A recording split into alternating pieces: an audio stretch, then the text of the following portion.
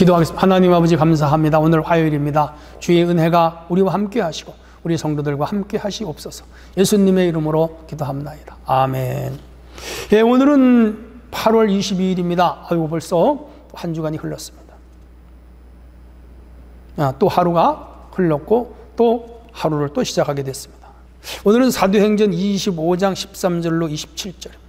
수일 후에 아그리빠 왕과 버니게가 베스도에게 문안하러 가이사라에 와서 여러 날을 있더니 베스도가 바울의 일로 왕에게 고하여 이르되 벨릭스가 한 사람을 구려하여 두었는데 내가 예루살렘에 있을 때에 유대인의 대제사장들과 장로들이 그를 고소하여 정죄하기를 청하기에 내가 대답하되 피고가 원고들 앞에서 고소 사건에 대하여 변명할 기회가 있기 전에 내주는 것은 로마 사람의 법이 아니라 하였노라. 그러므로 그들이 나와 함께 여기 오매 내가 지체하지 아니하고 이튿날 재판자리에 앉아 명하여 그 사람을 데려왔으나 원고들이 내게 서서 내가 짐작하던 것 같은 악행의 혐의는 하나도 제시하지 아니하고 오직 자기들의 종교와 또 예수라 하는 이가 죽은 것을 살아있다고 바울이 주장하는 그 일에 관한 문제로 고발하는 것뿐이라.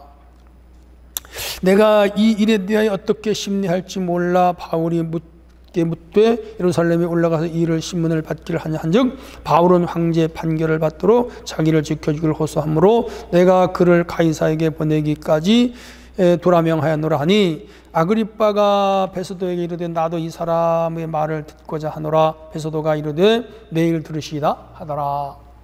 이튿날 아그리빠와 버니게가 크게 위험을 갖추고 와서 천부장들과 시중에 높은 사람들과 함께 접견 장소에 들어오고 베스도의 명으로 바울을 데려오니 베스도가 말하되 아그리빠 왕과 같이 여기 있는 여러분이요 당신들이 보는 이 사람은 유대의 모든 무리가 크게 외치되 살려두지 못할 사람이라 하여 예루살렘에서 와 여기서도 내게 청원하였으나 내가 살피건대 죽을 줄을 병한 일이 없더이다. 그러나 그가 황제에게 상소한 고로 보내기로 결정하였나이다.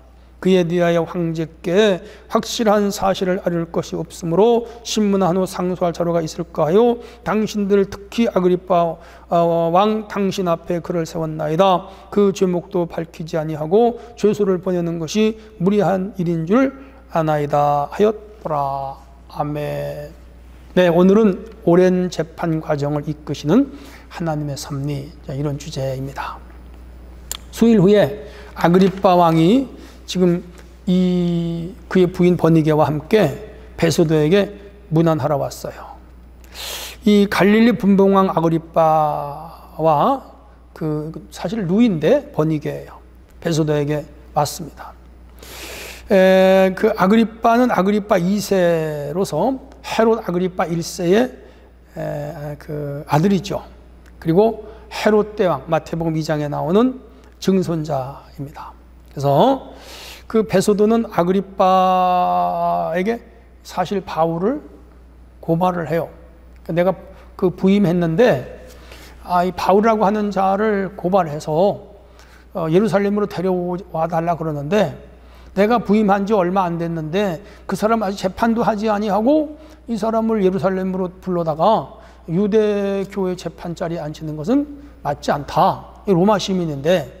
그래서 내가 거절하고 이 가이사라의 그 유대교 지도자들이 와서 한번 재판을 열자. 그래서 재판을 열었는데 뭐 죽일 만한 죄는 없더라. 그리고 이 바울이 로마 황제에게 상소를 했는데 아무리 봐도 정치적인 문제도 아니고 상소할 만한 죄목이 없는데 좀 곤란하단 말이에요. 그래서 마침 아그리빠 왕께서 여기 오셨으니까 이 사람을 한번 취조를 해가지고 여러 말을 들어보셔서 죄목이 뭔지 확실하게 해야 내가 이 사람을 로마로 보내는데 그 죄목이 있이 보내야 되지 않겠는가. 그래서 한번 좀 조언을 구하기 위하여 당신을 아그리빠 왕 앞에 바울을 세웁니다. 그래서 아그리빠가 그러면 한번 들어보자 해서 지금 그 바울이 아그리빠 왕 앞에서 자기를 변명하는 그런 내용이 오늘 본문이에요. 그래서 제가 전한 말씀이 바로 그런 말씀입니다. 그래서 지난번에 재판을 해보니까 뭐 성전을 모독한 것, 또 없고, 로마법에 반하게 행동한 것도 없고, 밀란을 벌인 것도 없고, 또 무슨 조직을 만들어서 또 로마에 그 조직적으로 저항한 그런 일도 없고, 다만 뭐 자기네들 교리적인 문제로 다투고 있다. 그게 지금 베스도가 베스도가 아그리빠 왕에게 하는 얘기입니다. 맞아요. 바울은 이 구원받은 자로서, 하나님의 사도로서, 복음 전도자로서 그는 도덕적으로 깨끗합니다. 양심적으로 깨끗합니다. 그리고 세상 법에 대하여 그는 한 번도 어긴 적이 없습니다. 우리 믿는 사람들이 그렇게 살아야죠. 다만 바울은 예수만을 전했습니다. 예수님의 십자가, 예수님의 죽음, 예수님의 고난, 예수님의 부활, 예수님의 재림, 전 복음적인 거예요. 교리적인 거예요. 그런데 지금 그 복음 증거가 엄청난 반향을 불러일으켰고 엄청난 사건을 불러일으켰어요. 그래서 안디옥에 교회가 섰고 이스라엘 백성들이 예수 믿고 두말할 것도 없고, 바울이 1차, 2차, 3차 걸쳐서 그 수많은 지역을 다니면서 교회를 세웠고, 그 복음을 듣고 수많은 사람들이 들어왔고, 병이 낫고 죽은 자가 살아났고 귀신이 떠나가고 안진뱅이가 일어나고, 그리고 수많은 사람이 세례를 받고 성령을 받고 방언을 받고 은혜를 받고 교회가 선 겁니다. 그래서 수많은 유대교인들이 기독교로 넘어와요. 그러니까 유대교인들이 시기심에 질투심에 분노하여 바울을 죽이려고 지금 하는 것뿐이지 바울에게는 죄가 없는 거예요. 그래서 23절을 보면 이 아그리빠와 버니게가 크게 위험을 갖추고 바울을 만나요. 여기 버니게가 한 해가 아니고 누이로 되어 있습니다. 그래서 자주옷을 입고 머리에 금관을 쓰고 왕복을 위험이잖아요. 왕이 이렇게 의관을 멋있게 갖추는 것은 위험을 드러내려고. 그건 사실 하나님의 위험에 비하면 아무것도 안 되죠. 근데 이 세상 임금의 위험 앞에 끌려 나온 바울 사도는 초라해요. 옷은 다 떨어져서 남루하고 아마 머리는 제대로 못 감았을 거예요. 헝클어졌을 거예요. 얼굴은 아마 꼬저재했을지도 몰라. 그 앞에 선 이 바울의 모습이 외적으로 볼 때는 초라하기 짝이 없어요. 그러나 하나님 앞에서는 당당한 사람, 하나님 앞에서는 위대한 사람이에요. 우리가 세상적으로 볼 때는 우리가 욕을 먹고 무시를 당하고 멸시를 당할지 모르지만 하나님 앞에서는 우리 귀한 사람, 하나님의 아들, 딸, 천국의 시민, 영원한 생명을 가진 자들이에요. 그러므로 우리는 당당해야 돼요.